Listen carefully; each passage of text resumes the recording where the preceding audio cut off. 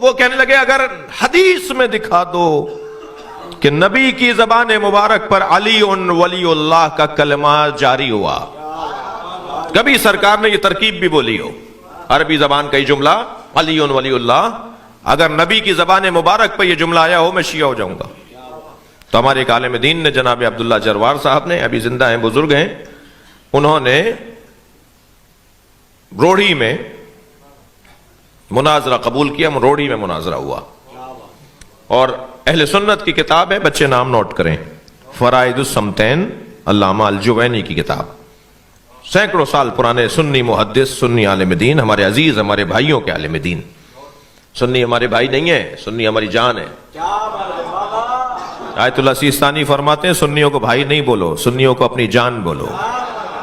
صلوات پڑھ لیں ذرا محمد و آل محمد پر۔ اللہ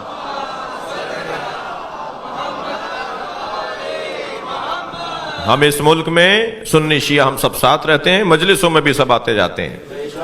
اس وقت بھی مجھے معلوم ہے کہ ایک تعداد اہل سنت کی مجلس میں آئی ہوئی ہے، اور ہم یہ شیعوں کی ملکیت تو نہیں ہے کہ شیعہ کے علاوہ کوئی اور نہیں آئے گا۔ عزاداری امام حسین کی عزاداری شیعوں کی ملکیت نہیں ہے، امام حسین کی عزاداری شیعوں کی ملکیت نہیں ہے، شیعہ مالک نہیں ہے عزاداری کے، شیعہ امام حسین کی عزاداری کے نوکر ہیں، اور نوکروں کو اپنی اوقات میں رہنا چاہیے، مالک کے مہمانوں کا خیال کرنا چاہیے۔ جو بھی فرش عزائے حسین پہ آ کے بیٹھا ہے وہ امام حسین کا مہمان ہے، اور مہمان کا خیال رکھنا میزبان کے نوکروں کا کام ہے۔ تو ہمارا کام ہے کوئی سنی آ کے بیٹھے اس کا زیادہ خیال کیجیے گا۔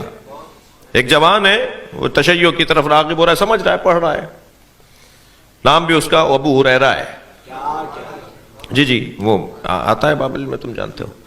تو وہ کہنے لگا کہ میں پچھلے سال مشی میں گیا، مشی اور مشی یہ لفظ صحیح کیجئے، مشی لفظ ہے، صلوات پڑھیں ذرا محمد بھائی، اللہم صلی علی۔ تو وہ کہنے لگا کہ میں مشی میں اپنے شیعہ دوستوں کے ساتھ جا رہا تھا، تو ایک جگہ ایک شوارما تقسیم ہو رہا تھا، اور ایک لبنانی جو ہے وہ بانٹ رہا تھا تبرک، جگہ جگہ تبرک تقسیم ہو رہا ہوتا ہے، آپ گئے ہیں۔ تو کہنے لگا میرا دل کر رہا تھا یہ کھاؤں، مگر رش اتنا تھا کہ میرا مجال ہی نہیں تھی، کہ اور ہمیں آگے بھی بڑھنا تھا، ہمارا قافلہ، ہمارا گروپ آگے نکل جاتا۔ تو میں نے اپنے دوست سے کہا کہ کیا کروں، یہ تو مجھے نہیں مل سکے گا، یہاں تو بڑا رش ہے۔ تو کہنے لگا میرے دوست نے مجھے کہا کہ دور سے کھڑے ہو کے کہا انا سنی۔ پہلے تو اس نے کہا بھائی کیوں، مجھے کیا، کہنے لگا کچھ نہیں ہوگا، تم کر کے دیکھو۔ کہنے لگا دور سے ہی اس نے آواز دے کر کہا، وہ کہتا ہے میں نے آواز دے کر کہا انا سنی۔ تو وہ جو لبنانی جو بانٹ رہا تھا تبرک، وہ کہنے لگا وہ اس تخت پہ کھڑا ہوتا ہے کسی چبوترے پہ، کسی بلند جگہ پہ، وہاں سے وہ اتر کر آیا اور کہا پہلے تمہیں دوں گا۔ تو اگر کبھی ہمارے مجلس میں کوئی غیر شیعہ کے بیٹھے تو میں اپنے جوانوں سے گزارش کر رہا ہوں، نیاز آپ بعد میں کھا لیجئے گا، اسے پہلے کھلائیے، اس کا خیال پہلے کیجئے۔ اچھا یہ کوئی کارنامہ نہیں ہے کہ خود بنائی خود کھا لی، کارنامہ تو یہ ہے کہ آپ انہیں کھلائیں جو نہیں کھاتے، پڑوس میں بھی بھیجیے۔ امام بارگاہ کی 4-6 گلیاں جتنی بھی ہیں نا، سارے امام بارگاہ کے پڑوسی ہیں، تو نیاز بھیجیے، اگر لوٹا دیں تو ناراض نہ ہوں، دوبارہ بھیجیے گا، دوبارہ بھی لوٹا دیں تو ناراض نہ ہو، اس لیے کہ یہ آپ کا اور اس کا مسئلہ نہیں ہے، اس کا اور حسین کا مسئلہ ہے۔ مولا خوب جانتے ہیں کہ کیسے اپنے چاہنے والوں میں اضافہ کرنا ہے۔ مجھے تو نہیں لگتا کہ تیسری دفعہ سے زیادہ مسئلہ بنے گا، اب تیسری دفعہ ان کے یہاں سے نیاز آئے گی، ہم بھی نیاز کرتے ہیں۔ اتنی سی ٹیبلٹ میرے سر کا درد دور کر دیتی ہے، حسین کی نیاز اثر نہیں کرے گی، حسین کا شربت اور شبیل اثر نہیں کرے گا۔ ان ساری چیزوں کے اثرات ہیں، جو حلق سے اترتا ہے نا، پانی ہو یا شربت ہو یا لقمہ ہو، اس کے اثرات ہیں، اس کے اپنے اثرات ہیں۔ ویسے اللہ کا کام بڑا نرالا ہے، جو لوگ نیاز نظر کو نہیں مانتے، جو سبیلوں کو نہیں مانتے، جو کالے کپڑوں کو نہیں مانتے، جو قبروں پہ جانے کو نہیں مانتے، اللہ نے سب سے منوا لیا ہے۔ جو مزارات پہ جانے کو بدعت کہتے ہیں، وہ خانہ کعبہ کے ساتھ حتیم کا طواف بھی کرتے ہیں۔ وہ ناٹی سی دیوار، چھوٹی سی دیوار جہاں پر نالا گرتا ہے، حتیم، اس کا طواف بھی واجب ہے۔ کوئی شارٹ کٹ مار کے کعبے کا طواف کر لے اور اسے چھوڑ دے اس کا عمرہ باطل ہے، اس کا حج باطل ہے. اس چھوٹی دیوار کا طواف بھی کرنا ہے، وہ کعبہ تو نہیں ہے،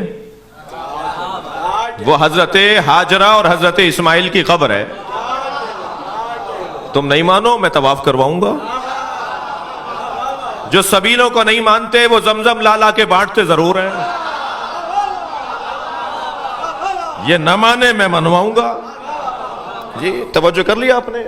تو مجھے اور آپ کو بڑے پیار سے محبت سے یہ چھوٹی چھوٹی باتیں ہیں لیکن ان کی طرف توجہ کی ضرورت ہے.